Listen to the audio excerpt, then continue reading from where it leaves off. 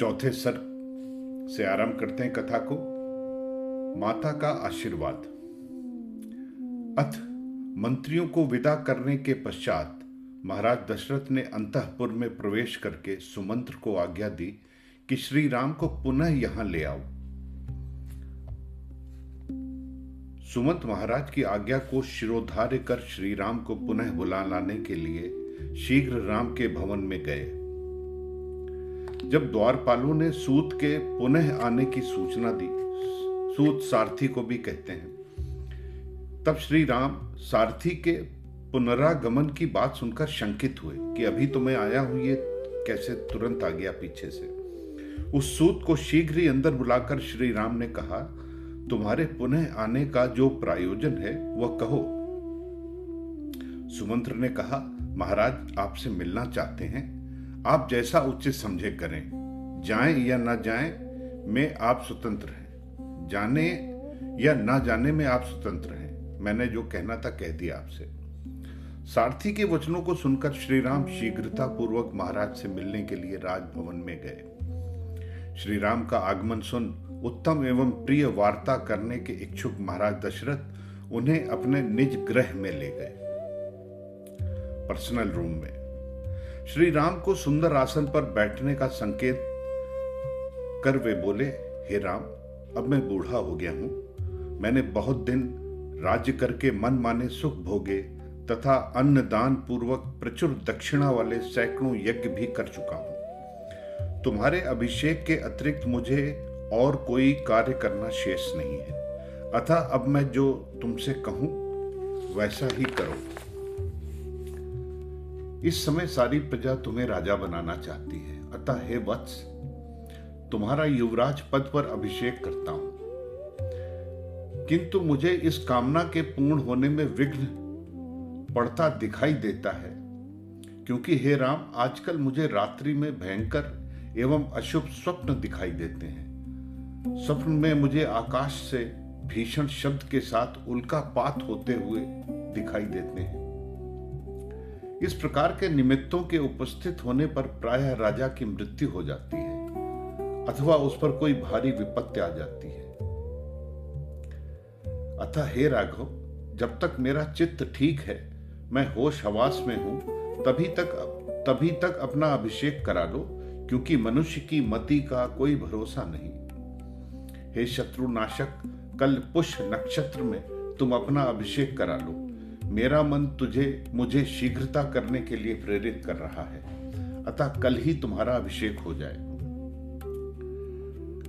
अतः आज से ही तुम सपत्नीक नियमानुसार व्रत उपवास करके पत्थर की चौकी पर कुशा बिछाकर शयन करना। तुम्हारे मित्र सावधान होकर चारों ओर से तुम्हारी रक्षा करें, क्योंकि इस प्रकार के कार्यों में अनेक विघ्नों की संभावना होती है। जब तक भरत अपने मामा के घर हैं, तभी तक तुम्हारे राज्याभिषेक का उपयुक्त समय है, ऐसा मेरा मत है। अच्छा, इस पर टिप्पणी की है स्वामी जी ने कि महाराज दशरथ के साथ कैकेयी का विवाह इस शर्त पर हुआ था कि कैकेयी के गर्भ से जो पुत्र उत्पन्न होगा वही राजगद्दी का अधिकारी होगा। उस समय अन्य किसी रानी के कोई संतान नहीं थी, अतः दशरथ ने यह शर्त स्वीकार कर ली। अब कौशल्या के गर्भ से उत्पन्न राम ज्येष्ठ राजकुमार हैं। कहीं कैकेयी उस बात को स्मरण कर भरत को भड़का न दे, इसी आशंका से उन्होंने कहा है कि जब तक भरत अपनी ननिहाल में है, तभी तक तुम्हारा राज्याभिषेक हो जाना चाहिए। आगे चलते हैं। यद्यपि तुम्हारे भाई सज्जन हैं, बड़े भाई के कथनानुसार चलते हैं, धर्मात्मा, दयालु और जितेंद्रिय हैं, परंतु मनुष्यों का मन चंचल होता है और धार्मिक एवं साधु पुरुषों का भी मन चलायमान हो जाता है। हे वत्स, कल को होने वाले अपने अभिषेक का स्मरण रखो। अब अपने घर जाओ। पिता की आज्ञा पा पिता का अभिवादन कर राम अपने घर चले गए। राजा दशरथ द्वारा अभिषेक की आज्ञा के अनंतर श्री राम अपने भवन में गए। फिर वहां से वे तुरंत अपनी माता के भवन में चले गए। वहां जाकर उन्होंने देखा कि माता कौशल्या रेशमी साड़ी पहने हुए उपासना गृह में बैठी हुई मौन व्रत धारण किए हुए प्राणी मात्र के मंगल की कामना कर रही हैं। सुमित्रा और लक्ष्मण वहां पहले ही पहुंच चुके थे। कौशल्या जी ने रामाभिषेक के प्रिय संवाद को सुनकर सीता को भी वहीं बुलवा लिया था। उसी समय श्री राम भी वहां पहुंचे। वे माता को प्रणाम कर उन्हें प्रसन्न करते हुए कहने लगे, हे माता, पिताजी ने मुझे प्रजा पालन की आज्ञा दी है, अतः मुझे कल ही पिताजी की आज्ञा से राजभार ग्रहण करना होगा। यह सुनकर चिरकाल से राम राज्याभिषेक की प्रतीक्षा करने वाली कौशल्या नेत्रों में आनंद के आंसू भरकर श्री राम से बोली, हे राम, तुम चिरंजीवी हो, तेरे शत्रुओं का नाश हो। राजलक्ष्मी पाकर तुम मेरे और सुमित्रा के बंधु बांधवों को आनंदित करो। माता जी की ये बातें सुन श्री राम विनीत भाव से हाथ जोड़कर बैठे हुए अपने लघु भ्राता लक्ष्मण की ओर देखकर मुस्कुराते हुए बोले, हे लक्ष्मण, तुम मेरे साथ इस पृथ्वी का शासन करो। तुम मेरे दूसरे आत्मा के समान हो, अतः यह लक्ष्मी तुम्हें प्राप्त हुई है। हे लक्ष्मण, तुम अभीष्ट भोगों और राज्य फल को भोगो। मेरे जीवन और राज्य सभी कुछ तुम्हारे लिए हैं। लक्ष्मण जी से ऐसा कह और दोनों माताओं को प्रणाम कर सीता जी के जाने के विषय में अनुज्ञा पाकर श्री राम अपने निवास स्थान को चले गए। 5वां सर्ग। यौ राज्याभिषेक संबंधी व्रत और अनुष्ठान। उधर महाराज दशरथ कल होने वाले अभिषेक के विषय में राम को सूचित कर पुरोहित वशिष्ठ को बुलाकर उनसे बोले, हे तपोधन, राम के पास जाइए और उनसे कल्याण, यश और राज्य प्राप्ति के लिए पत्नी सहित उपवास कराइए। वेदज्ञों में श्रेष्ठ भगवान वशिष्ठ बहुत अच्छा कहकर स्वयं श्री राम के घर गए। महर्षि वशिष्ठ श्वेत बादलों के समान सफेद रंग वाले भवन में पहुंचकर श्री राम को हर्षित करते हुए बोले, हे राम, तुम्हारे पिता तुम पर प्रसन्न हैं। कल तुम्हारा राज्याभिषेक होगा, अतः आज आप सीता सहित उपवास करें। यह कहकर वेद मंत्रविद मुनिवर वशिष्ठ ने नियत व्रत श्री राम एवं सीता जी से उस रात्रि को उपवास कराया। उसके बाद राजगुरु वशिष्ठ राम द्वारा भली भांति सम्मानित एवं सत्कृत होकर अपने निवास स्थान को चले गए। वशिष्ठ के चले जाने पर श्री राम एवं विशालाक्षी सीता दोनों स्नान कर और शुद्ध मन से एकाग्र चित्त होकर परमपिता परमात्मा की उपासना में लग गए, ध्यान में बैठ गए। जब एक प्रहर रात्रि शेष रही तब वे उठे और प्रातःकालीन संध्योपासना कर एकाग्रचित होकर गायत्री का जप करने लगे। प्रातःकाल होने पर श्री राम के राज्याभिषेक की बात सुन पुरवासी नगर को सजाने लगे। रामाभिषेक के उपलक्ष्य में पुरवासियों ने राजमार्ग को फूल मालाओं से सुशोभित और धूप की सुगंध से सुगंधित किया। सभी सभा भवनों पर और ऊंचे ऊंचे वृक्षों पर रंग बिरंगी ध्वजा और पताकाएं फहराई गईं। इस प्रकार नगर को सजाकर पुरवासी श्री राम के युवराज पद पर अभिषिक्त किए जाने की प्रतीक्षा करने लगे। 6ठा सर्ग। मंथरा का परिताप। रानी केकई की एक कुल दासी थी। यह मायके से ही उनके साथ आई थी और सदा उसी के साथ रहती थी। इसका नाम मंथरा था।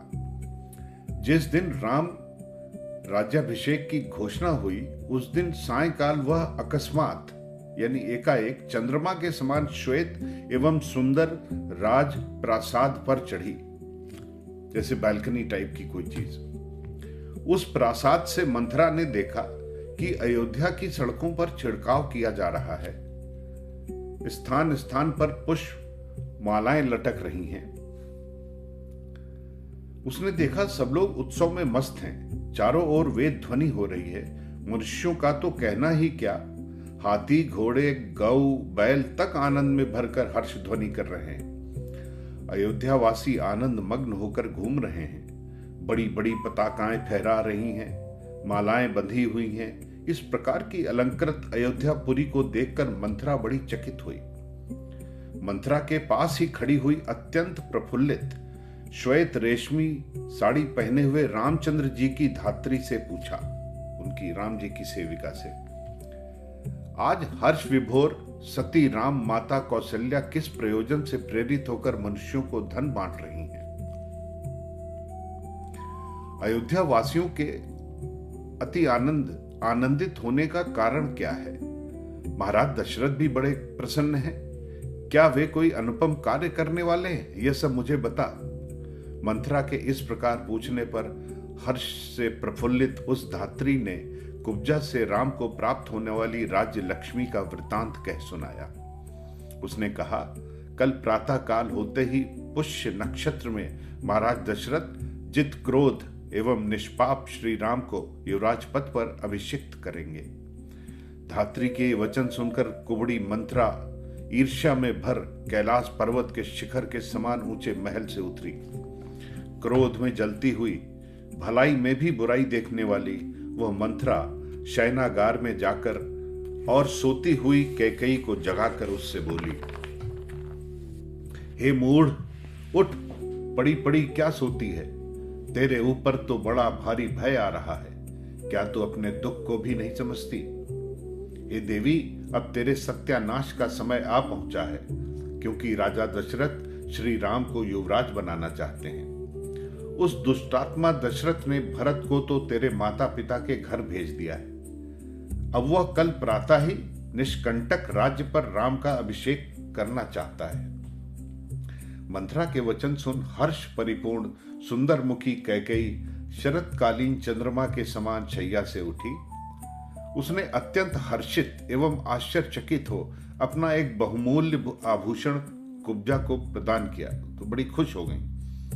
नारी श्रेष्ठ कैकेयी मंथरा को अपना आभूषण देकर और उसकी ओर देखकर बोली, हे मंथरे, तूने मुझे परम प्रिय संवाद सुनाया है। इस सुखद संवाद को सुनने के बदले में मैं तुझे और क्या उपहार दूं? मैं राम और भरत में कोई विशेष भेद नहीं देखती। अतः महाराज, यदि श्री राम को राज्य देते हैं तो मुझे उनके कार्य से संतोष है।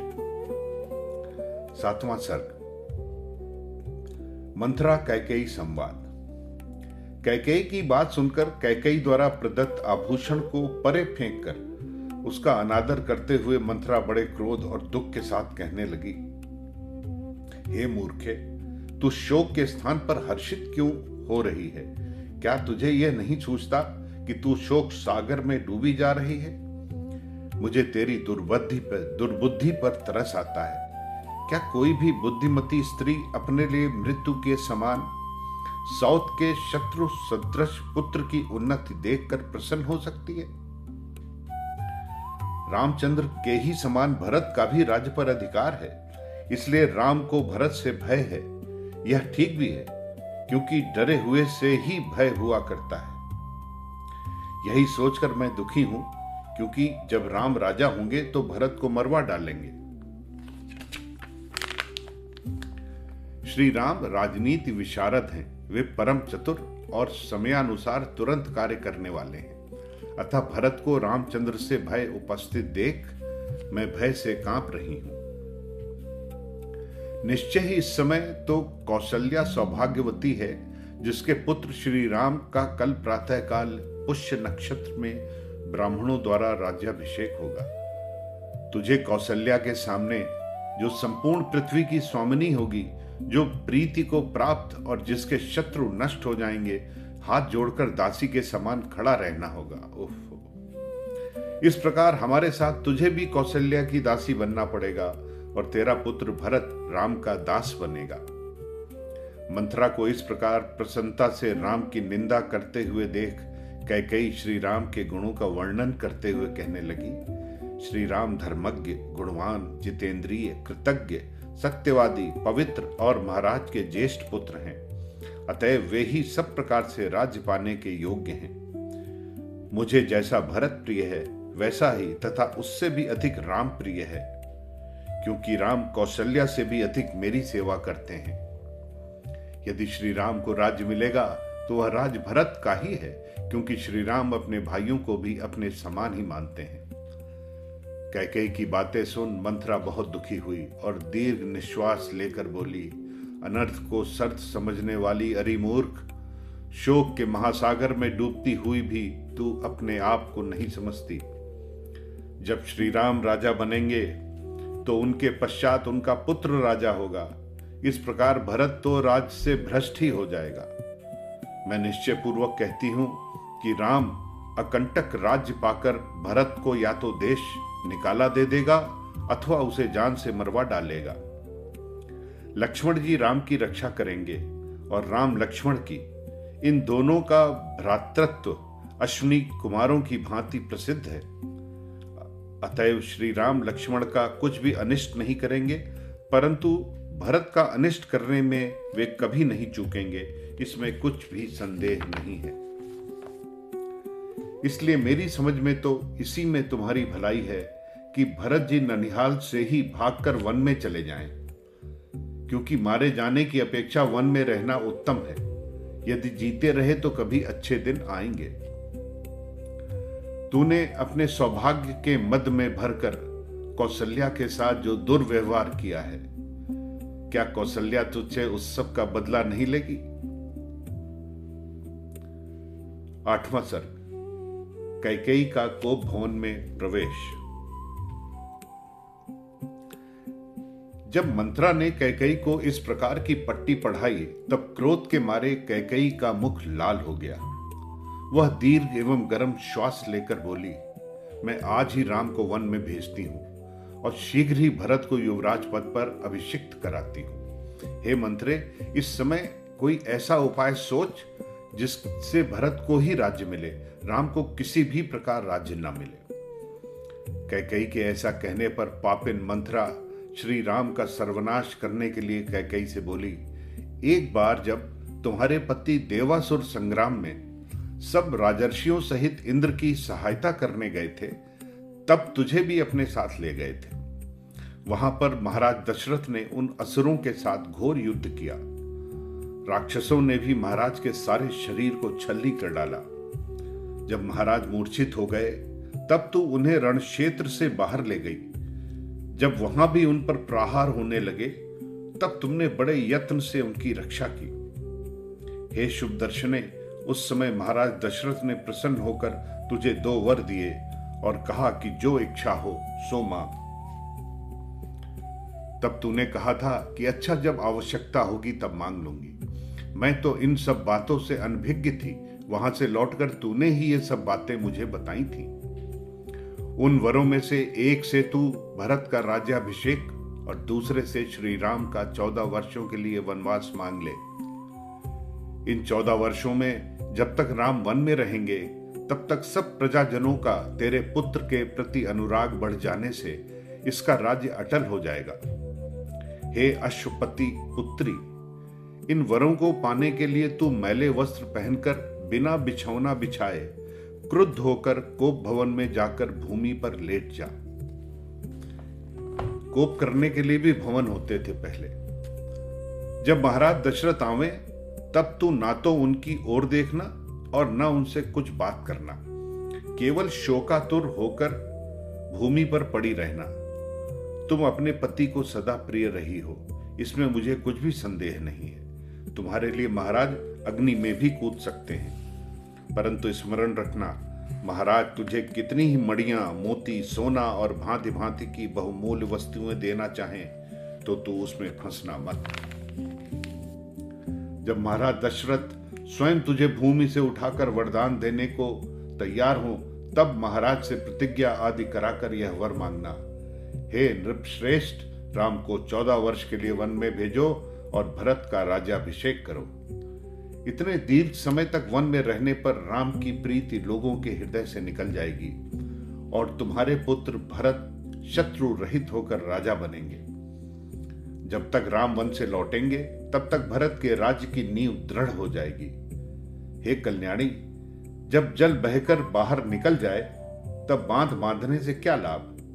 अतः उठ और अपने कार्य साधन में लग और महाराज को यह दिखला दे कि मैं क्या कर सकती हूं। इस प्रकार मंथरा द्वारा प्रोत्साहित की हुई विशाल नेत्रों वाली कैकेयी सौभाग्य के मत से गर्वित मंथरा सहित कोप भवन में पहुंची। वहां पहुंचते ही कैकेयी ने कई लाख के मोतियों के एक हार को तथा अन्य मूल्यवान आभूषणों को उतारकर पृथ्वी पर फेंक दिया।